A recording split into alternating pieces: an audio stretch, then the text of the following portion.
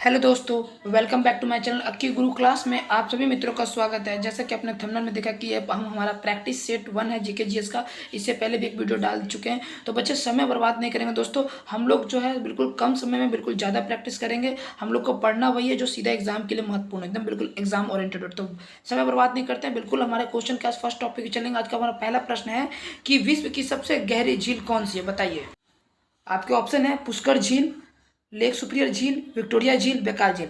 तो विश्व की सबसे गहरी झील जो है वो ध्यान रखिएगा बैकाल झील है। डी ऑप्शन बिल्कुल आपका राइट हो जाएगा। ठीक है, चलिए आगे देखिएगा दूसरा प्रश्न। शिक्षा जो प्रारंभ में राज्य की सूची का विषय में था उस समवर्ती सूची में हस्तांतरित किया गया था क्या? 24वां संशोधन, 25वां संशोधन, 42वां संशोधन, 44वां संशोधन। तो इसका सही उत्तर हो जाएगा आपका 42वां संशोधन। C will be right answer of this question. ठीक है, थर्ड प्रश्न है कि आपका बगलिहार परियोजना किस नदी पर स्थित है, बताइए। बगलिहार परियोजना किस नदी पर स्थित है? तो बच्चों दोस्तों, बगलिहार परियोजना किस नदी पर स्थित है? तो ये ध्यान रखिएगा, चिनाब नदी पर। C will be right answer of this question. ठीक है, चलिए आगे फोर्थ नंबर। क्षेत्रफल के आधार पर सबसे बड़ा महाद्वीप कौन सा है? क्षेत्रफल के आधार पर सबसे बड़ा महाद्वीप, तो याद रखिएगा ये जो है एशिया महाद्वीप है। क्षेत्रफल के आधार पर सबसे बड़ा महाद्वीप एशिया महाद्वीप है। चलिए फिफ्थ नंबर। बक्सर के युद्ध के बाद ईस्ट इंडिया कंपनी मुगल सम्राट को प्रति वर्ष का भुगतान करने के लिए सहमत हुई थी, कितना रुपया, बताइए। तो इसका जो सही उत्तर हो जाएगा आपका 26 लाख रुपया। B will be right answer of this question. अगर आपसे पूछेगा कि बक्सर का युद्ध कब हुआ, तो याद रखिएगा 1764 ईस्वी में बक्सर का युद्ध हो गया। ठीक है, याद रखिएगा। सिक्स नंबर प्रश्न है कि द इंडिया स्टोरी नामक पुस्तक के लेखक कौन है, बताइए। द इंडिया स्टोरी नामक पुस्तक के लेखक जो है वो ध्यान रखिएगा आपका बिमल जालान है। ठीक है, B will be right answer. Okay, चलिए सेवन नंबर। प्रथम भारतीय उपग्रह आर्यभट्ट कब छोड़ा गया था? प्रथम भारतीय उपग्रह आर्यभट्ट जो है वो ध्यान रखिएगा वो आपका कब छोड़ा गया था? 19 अप्रैल 1975 ईस्वी को। ठीक है, चलिए आगे चले हम लोग। अगला प्रश्न देखेंगे हम लोग। अगला प्रश्न हमारा है कि मानस नदी किस नदी की उपनदी है? इस प्रश्न को वीवीआई लगाइए। ठीक है, ये आपको कई सारे एग्जाम में देखने को मिल सकता है। तो मानस नदी जो है किस नदी की उपनदी पर है? तो ध्यान रखिएगा मानस नदी ब्रह्मपुत्र नदी की है। ठीक है, ब्रह्मपुत्र नदी की उपनदी है, ये ध्यान रखिएगा मानस नदी। चलिए आगे देखिएगा दोस्तों, प्रश्न आपका आगे आता है। यहाँ पे प्रश्न है आपका कि 1857 के विद्रोह में अंग्रेजों का सबसे कट्टर दुश्मन कौन था? 1857 के विद्रोह में अंग्रेजों का सबसे कट्टर जो दुश्मन था वो ध्यान रखिएगा आपका कौन था? मौलवी अहमदुल्ला शाह। कौन था? मौलवी Ahmadullah Shah. A will be right answer. Okay, चलिए आगे देखिएगा 10 नंबर। रॉबर्ट क्लाइव ने मुर्शिदाबाद का उप दीवान किसे बनाया था? रॉबर्ट क्लाइव ने मुर्शिदाबाद का उप दीवान किसे बनाया था? तो इसका राइट आंसर हो जाएगा मोहम्मद रजा खान को। A will be right answer of this question. ठीक है, चलिए आगे देखिएगा। अंतर्राष्ट्रीय दिनांक रेखा खींची जाती है, कहाँ से कहाँ तक होकर जाती है? तो याद रखिएगा अंतर्राष्ट्रीय दिनांक रेखा प्रशांत महासागर से होकर जाती है, बिल्कुल C will be right answer. Okay, चलिए आगे देखिएगा 12 नंबर। भारतीय संविधान के किस संशोधन के अधिनियम ने मतदान की उम्र 21 से घटाकर 18 कर दी थी? तो वह संशोधन अधिनियम था वो हमारा क्या था? 1989 एवं 61 अधिनियम था, यानी कि डी आपका बिल्कुल सही हो जाएगा। जब भी आपके एग्जाम में भारतीय संविधान का संशोधन अधिनियम 21 से घटाकर 18 कर दी गई, मतलब 18 सालों में आप वोट दे सकते हैं, वो नियम कौन सा अधिनियम था? तो 1989 का 61 अधिनियम। ओके, चलिए अगला प्रश्न देखते हैं। 30 नंबर प्रश्न है कि कलिंग पुरस्कार दिया जाता है किस में? बीबीआई प्रश्न है, ये भी बहुत इंपॉर्टेंट प्रश्न है, कई सारे एग्जाम में देखा गया है। कलिंग पुरस्कार जो दिया जाता है वो ध्यान रखने वाली बात है कि विज्ञान के लोकप्रिय बनाने के लिए, यानी कि B will be right answer हो जाएगा आपका। ठीक है, चलिए आगे देखिएगा। गोभी मरुस्थल कहाँ स्थित है, बताइए। गोभी मरुस्थल कहाँ स्थित है? तो याद रखिएगा गोभी मरुस्थल जो है आपका चीन में स्थित है। कहाँ पे? चीन में। ठीक है, भारत से चीन को मिलाने वाली रेखा को मैकमोहन रेखा कहते हैं। कभी कभी ये भी प्रश्न आ जाता है, कभी कभी पूछ देता है कि मुद्रा का आविष्कार किस देश में हुआ? तो याद रखिएगा चीन में हुआ था। कभी कभी पूछ देगा मुद्रा का कागज का आविष्कार कहाँ हुआ? तो चीन में हुआ था, ये ध्यान रखिएगा। कभी कभी ये भी प्रश्न पूछे जा सकते हैं एग्जाम में। ओके, चलिए आगे देखिएगा। लालू लीला पुस्तक के लेखक कौन है? Who was the writer of Lalu Leela book? तो याद रखिएगा 15 नंबर का आपका कौन हो जाएगा? सुशील कुमार मोदी, यानी कि A will be right answer of this question. Sushil Kumar Modi जो है लालू लीला पुस्तक लिखे थे। चलिए आगे देखिएगा 16 नंबर। पदार्थ के संवेग और वेग के अनुपात में कौन सा भौतिक राशि प्राप्त की जा सकती है? बताइए। तो पदार्थ के संवेग और वेग के अनुपात में जो भौतिक राशि प्राप्त की जा सकती है वो बिल्कुल मास यानी कि द्रव्यमान है। बिल्कुल C will be right answer है। ओके, चलिए 17 नंबर, कौन सा पदार्थ खाने की वस्तु के लिए परीक्षण में प्रयोग किया जाता है? बताइए वो कौन सा पदार्थ है? तो याद रखिएगा वो जो पदार्थ है आपका सोडियम बेंजाइट है, यानी कि C will be right answer of this question. ठीक है, देखिए अगर आपको वीडियो पसंद आ रहा है तो आपसे कुछ कहना नहीं है, बस इतना सा रिक्वेस्ट है कि आप चैनल को सब्सक्राइब करिएगा और बेल आइकन प्रेस कीजिएगा। पता है क्यों?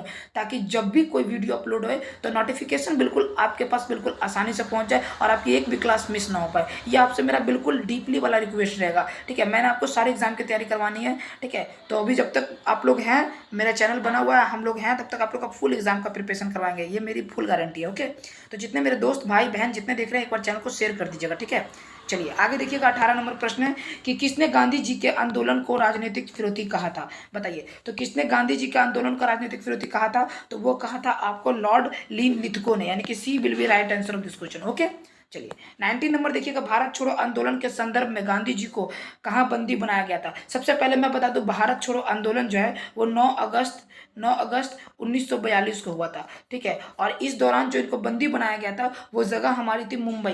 ठीक है, मुंबई। अगर अभी पूछेगा आपसे कि आरबीआई का मुख्यालय कहाँ पर है, तो आरबीआई का मुख्यालय भी मुंबई में है। अगर आपसे पूछ देगा आरबीआई की स्थापना कब हुई थी, तो याद रखिएगा 1 अप्रैल 1935 को हुआ था, और इसका राष्ट्रीयकरण जो है 1 जनवरी 1949 को हुआ था। ठीक है, ये ध्यान रखिएगा। आगे देखिएगा, 1932 का पूना पैक्ट का बाद हरिजन सेवक संघ की स्थापना जो हुई थी, इसके अध्यक्ष कौन थे? बताइए। तो याद रखिएगा इसके जो अध्यक्ष थे वो आपके घनश्याम दास बिरला जी थे। ठीक है, 1932 के पूना पैक्ट के बाद जो हरिजन सेवक संघ की स्थापना हुई थी उसके जो अध्यक्ष थे वो घनश्याम दास बिरला जी थे। ओके, चलिए 21 नंबर, भारतीय राष्ट्रीय कांग्रेस के किस अधिवेशन में सुभाष चंद्र बोस दूसरी बार अध्यक्ष चुने गए थे? तो वो जो दूसरी बार अध्यक्ष चुने गए थे वो ये ध्यान रखना आप लोगों को कि C will be right answer, Tripura अधिवेशन। वो कौन सा अधिवेशन था? तो त्रिपुरा अधिवेशन। ओके, चलिए 22 नंबर देखिएगा। पाकिस्तान के अलग राज्य आंदोलन का नेतृत्व किसने किया था? पाकिस्तान का अलग राज्य का आंदोलन जो है वो याद रखिएगा मोहम्मद अली जिन्ना साहब ने किया था। D will be right answer. Okay, चलिए आगे देखिएगा। 23 नंबर प्रश्न, महात्मा गांधी ने 1930 में सविनय अवज्ञा आंदोलन के आरंभ किया था, वो कौन सी जगह से किया था? तो याद रखिएगा दांडी से। ठीक है, दांडी मार्च। ठीक है, दांडी यात्रा आपने नाम सुना होगा। तो 1930 में यहीं पर सविनय अवज्ञा आंदोलन हुआ था। ठीक है, चलिए आगे देखिएगा। कमेंट बॉक्स में बताइए सभी बच्चे कि साबरमती के आश्रम की स्थापना कब हुई थी और कहाँ पे हुई थी? देखते हैं कितने बच्चे, कितने विद्यार्थी जो हैं इस जवाब का आंसर देते हैं। ठीक है, इस प्रश्न का जिया तिरंगा आंदोलन कहाँ प्रारंभ हुआ था? जिया तिरंगा आंदोलन जो है वो ध्यान रखिएगा आपको कहाँ प्रारंभ हुआ था? तो मणिपुर में। कहाँ पे हुआ था? मणिपुर में हुआ था। ठीक है, ठीक है, मणिपुर की राजधानी अगर पूछे तो इम्फाल हो जाएगा। ठीक है, क्या हो जाएगा? इम्फाल ही। ध्यान रखिए, सबको इजी प्रश्न है ये, तो कोई बताने की जरूरत नहीं है। चलो 25 नंबर, अरे ये तो रिपीट हो गया। 25 नंबर, चोरी चोरा कांड की घटना के समय महात्मा गांधी जी कहाँ थे? बताइए। तो चोरी चोरा कांड के घटना के समय महात्मा गांधी जो थे वो आपका ध्यान रखिएगा बारदोली में थे। कहाँ पर थे? बारदोली में। Okay, D will be right answer. चलिए आगे देखिएगा प्रश्न। अगला प्रश्न आपके क्वेश्चन स्क्रीन पर आता है कि दिल्ली, बच्चों देखो ये करंट अफेयर है, ये आपका करंट अफेयर है और ये बहुत इंपॉर्टेंट है, इसलिए मैंने इस क्वेश्चन को लिया है, थोड़ा ध्यान से समझिएगा। दिल्ली में 24 फरवरी 1922 को आयोजित अखिल भारतीय कांग्रेस समिति के बैठक में असहयोग आंदोलन वापस लेने के लिए गांधी जी के विरुद्ध निंदा प्रस्ताव किसने किया था? ये प्रश्न आपको बहुत इंपॉर्टेंट है। मुझे लगता है कि ये प्रश्न 95% चांस है कि आपके एग्जाम में आ जाएगा, इसलिए इस बार एक बार फिर से मैं क्वेश्चन पढ़ता हूँ कि दिल्ली 24 फरवरी 1922 को आयोजित अखिल भारतीय कांग्रेस समिति की बैठक में असहयोग आंदोलन वापस लेने के गांधी जी के विरुद्ध निंदा प्रस्ताव किसने किया? तो यह ध्यान रखिएगा, ये करने वाले व्यक्ति और कोई नहीं थे, ये करने वाले व्यक्ति डॉक्टर मुंजे थे। ठीक है, D will be right answer. Okay, चलिए आगे देखिएगा। लॉर्ड मैकाले संबंधित है किस चीज से? तो याद रखिएगा लॉर्ड मैकाले जो है वो अंग्रेज शिक्षा से संबंधित है। ठीक है, इन्हीं को अंग्रेज जो इंग्लिश का जो हमारे भारत में जो प्रचलन है ना वो इन्हीं को माना जाता है, लॉर्ड मैकाले को। ठीक है, चलिए आगे देखिएगा। 28 नंबर, किसने कालिदास की प्रसिद्ध रचना शकुंतला का पहली बार अंग्रेजी में अनुवाद किया? ठीक है, 28 नंबर का अगर मैं बात करूँ तो इसका जो बिल्कुल राइट दूंगा सर विलियम जॉन्स। ठीक है, D will be right answer. और दोस्तों मैं एक बात बताऊं आप लोग को, ठीक है, चलिए अगला प्रश्न हम लोग देखते हैं। 29 नंबर प्रश्न है कि गदर पत्र प्रथम अंक निम्नलिखित में से किस भाषा में प्रकाशित हुआ था? बताइए। थोड़ा मिस्टेक लिखा हुआ है लेकिन एक जैसा इसलिए थोड़ा डिफरेंट है। गदर पत्र प्रथम अंक निम्नलिखित में से किस भाषा में प्रकाशित हुआ? याद रखिएगा गदर पत्र। तो अगर जब भी गदर पत्र की बात करें तो ये ध्यान रखने वाली बात है उर्दू में। किसमें? उर्दू में प्रकाशित हुआ था, ध्यान रखिएगा। 30 नंबर, जनजातियों के संबंध में आदिवासी शब्दों का प्रयोग किसने किया था? पिछले बार एसएससी एमटीएस में मैंने ये प्रश्न देखा था कि जो जनजाति संबंध आदिवासी शब्द का प्रयोग किसने किया था, तो ये इसका मैंने जो आंसर शीट आया था ना उसमें देखा था बच्चों, ठीक है। तो इसीलिए ये प्रश्न मुझे लगा कि इंपॉर्टेंट है, इसको एक बार ले लेना चाहिए एग्जाम के लिए।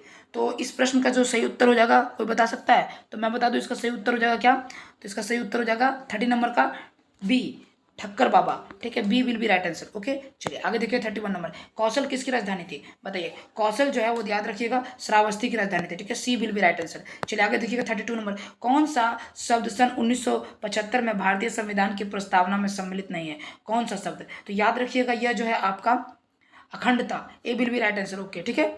चलिए आगे देखिए 33 नंबर, कौन सा स्थान गडकरी विद्रोह का केंद्र था? गडकरी विद्रोह का केंद्र जो है वो याद रखिएगा आपका कोल्हापुर था। अच्छा हाँ, इस क्लास की अगर आपको पीडीएफ लेनी है ना तो आप व्हाट्सएप पे जुड़ जाइएगा, वहाँ पे आपको बिल्कुल फ्री ऑफ कॉस्ट पीडीएफ दे दिएगा। आपको स्क्रीन पे नीचे डिस्क्रिप्शन बॉक्स में नंबर डाल दिया गया, लिंक दे दिया गया, वहाँ से भी आप ज्वाइन कर सकते हैं। अगर आपको नहीं आता है तो ये मेरा नंबर नोट कर लें, ये मेरा नंबर है 870, ठीक है, 913 और 3659। इस पर आप मुझे मैसेज कर दीजिएगा। बिल्कुल हर एक एग्जाम के बिल्कुल पीडीएफ बिल्कुल फ्री ऑफ कॉस्ट बात है, एक ही मकसद है, फ्री में बच्चों को जितना कंटेंट दे सकते हैं एग्जाम के ओरिएंटेड बिल्कुल हम देते हैं। ओके, तो कौन सा स्थान गडकरी विद्रोह का केंद्र है? तो कोल्हापुर। चलिए आगे देखिएगा 34 नंबर, किसको बंकिम चंद्र चटर्जी ने अपने उपन्यास आनंद मंच में उल्लेख करके प्रसिद्ध किया है? तो याद रखिएगा इसका 34 नंबर का हो जाएगा सन्यासी विद्रोह, D will be right answer. Okay, अगर आपको ज़्यादा टाइम चाहिए तो आप वीडियो को पॉज करके देखिए, ठीक है। चलिए आगे देखिएगा, किसने यह विचार किया था कि भारत में ब्रिटिश आर्थिक नीति घिनौनी है? तो ये जो करने वाले व्यक्ति थे ये हमारे महान कार्ल मार्क्स थे, ठीक है। C will be right answer. Okay, चलिए आगे देखिए,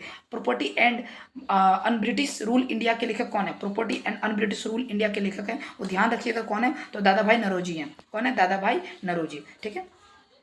चलिए 37 नंबर देखिएगा, किसने कहा कि यदि भगवान अपरिश्रिता को सहन करते हैं? किसने कहा यह बात? तो मैं उन्हें कभी भगवान नहीं मानूंगा। यानी कहने का मतलब कि अगर भगवान भी छूत अछूत की अगर भेदभाव करते हैं तो मैं उन्हें भगवान मानने से इनकार करता हूं। तो ये बात कहने वाले व्यक्ति कौन थे? याद रखिएगा बाल गंगाधर तिलक, ठीक है। कितने बच्चे मुझे पता है इसका एग्जाम जो है वो भीमराव अम्बेडकर करेंगे, बट नहीं, ये गलत है। इसका आंसर सही हो जाएगा बिल्कुल बाबा बाल गंगाधर तिलक जी, ठीक है। चलिए आगे देखिए, भारतीय राष्ट्रीय कांग्रेस के संस्थापक कौन थे? याद रखिएगा भारतीय राष्ट्रीय कांग्रेस के संस्थापक जो थे वो असैनिक सेवक थे, यानी कि A will be right answer. Okay, ठीक है। चलिए आगे देखिएगा, प्रश्न है आपका 39, शारदा एक्ट संबंधित है किस चीज से? तो शारदा एक्ट संबंधित है आपका किसी से, ध्यान रखिएगा, बाल विवाह प्रतिबंधित से, यानी कि बाल विवाह पर रोक लगाना।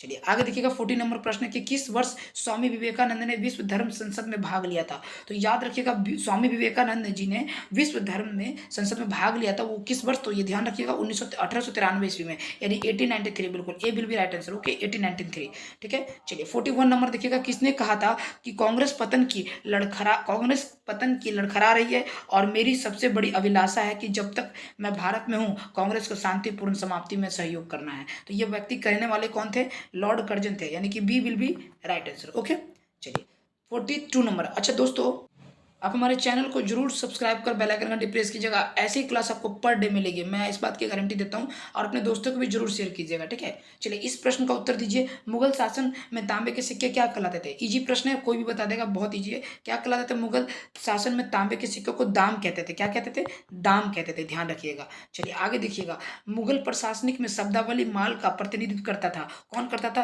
तो ये ध्यान रखिएगा भू राजस्व, ठीक है, ए विल बी राइट आंसर। चलिए आगे देखिएगा 44 नंबर, चांदी का सिक्का किसने शुरू किया? तो याद रखिएगा चांदी का सिक्का जो है शुरू करने वाले महान शासक जो है शेरशाह सूरी थे, यानी कि B will be right answer. Okay, देखिए 45 नंबर, किस सुल्तान ने निजामुद्दीन औलिया ने भेंट करने से इनकार कर दिया था? तो वो करने वाले व्यक्ति थे कौन? अलाउद्दीन खिलजी, यानी कि A will be right answer. Okay, चलिए आगे देखिएगा नेक्स्ट क्वेश्चन 46 नंबर, बाबर ने अपनी बाबरनामा किस हिंदू राज्य का उल्लेख किया था? मतलब बाबर ने अपनी आत्मकथा जिसको बोलते हैं बाबरनामा में, उसने किस हिंदू राज्य का उल्लेख किया था? तो वो हिंदू राज्य जो था वो आपका मेवाड़ था। कौन था? Mewar. C will be right answer of this question. चलिए नेक्स्ट क्वेश्चन देखिएगा 47 नंबर, कौन सा सुल्तान नया धर्म चलाना चाहता था किंतु उलमेवा लोगों ने विरोध किया।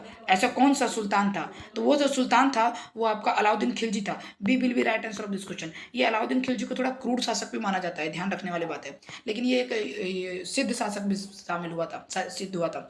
अब्दुल रजाक विजयनगर आया था, बताइए किसके काल में? अब्दुल रजाक जो विजयनगर आया था, वो ध्यान रखने वाली बात है, वो आपका देवराय टू के राज्यकाल में आया था, यानी कि बी ऑप्शन बिल्कुल आपका सही हो जाएगा। चलिए 49 नंबर देखिएगा। अरे 48 का तो 49 नंबर नहीं है, कोई बात नहीं दोस्तों, मिस हो गया होगा, अगले वीडियो में डाल देंगे। मोहम्मद बिन कासिम थे, बताइए तुर्क का, मंगोल का, अरब का, तुर्क व अफगान का। अब बच्चों प्लीज दोस्तों, भाइयों बहनों, जितने भाई बहन देख रहे हैं, एक बार आपसे अनुरोध है, चैनल को अगर आप शेयर जरूर कीजिएगा, ठीक है। एज और विश, लाइक करें ना करें, बट मैं तो कहूँगा हमारी कंटेंट मेहनत करने के लिए लाइक जरूर करिएगा।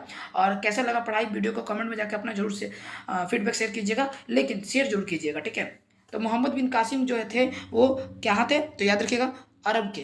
कहाँ के शासक थे? अरब के, ठीक है। चलिए, तो आई होप कि आपको आज की क्लास बहुत अच्छी लगी। जितने नए बच्चे जुड़े हैं, चैनल को सब्सक्राइब कर बेल आइकन घंटी प्रेस कीजिए, ताकि आने वाले हर एक वीडियो बिल्कुल आसानी से मिले। मैं आपसे भी से अनुरोध करता हूँ, मैं प्रे करूँगा कि आप लोग स्वस्थ रहे, हेल्दी रहे, और आपका एग्जाम बहुत अच्छे से क्वालिफाई हो जाए।